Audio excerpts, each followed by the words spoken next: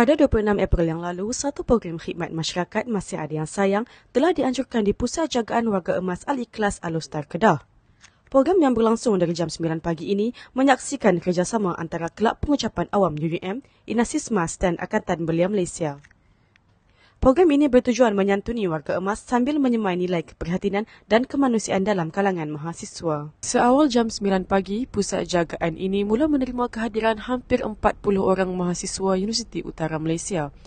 Program dimulakan dengan aktiviti gotong royong yang melibatkan kerja-kerja pembersihan kawasan sekitar pusat jagaan. Aktiviti ini bukan sahaja membantu pihak pengurusan dari segi kebersihan tetapi turut memberi ruang kepada mahasiswa untuk memahami nilai kerjasama dan tanggungjawab sosial dalam komuniti. Bersama dengan saya hari ini pengarah program Masih Ada Yang Sayang, Aidil Azli. Okay. Mungkin boleh bagi tahu mungkin apa keharapan Aidil untuk program ni? Harapan Aidil untuk program ni kita punya pelajar Universiti Utara Malaysia terutama sekali golongan belia terutamanya ada di belakang juga Angkatan Belia Negeri Kedah dan juga Angkatan Belia Negeri Johor bersama-sama turut capailah matlamat program ni untuk bersama-sama mengeratkan ukhuwah silaturahim dengan warga-warga emas kat sini. Okey, baiklah itu sahaja. Terima kasih Aidil.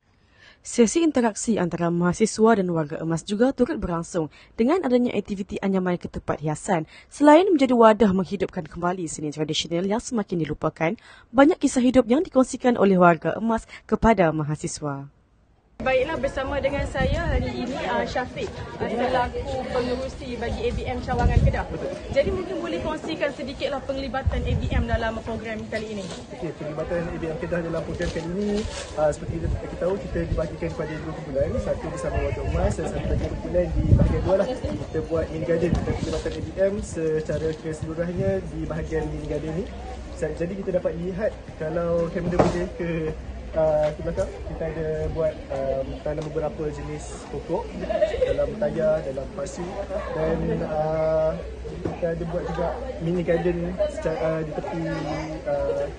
tepi pondok ni. Okey, terima kasih Syafiq.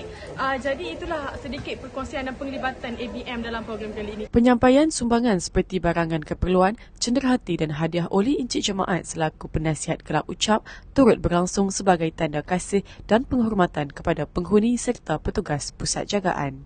Sebagai penutup, sesi bergambar diadakan untuk merakam detik berharga ini. Program Masih Ada Yang Sayang jelas membuktikan bahawa kasih sayang dan keprihatinan tidak mengenal usia dan ia mampu menyatukan dua generasi dalam satu pengalaman yang cukup bermakna. Dari Alustar, saya Damia Azli.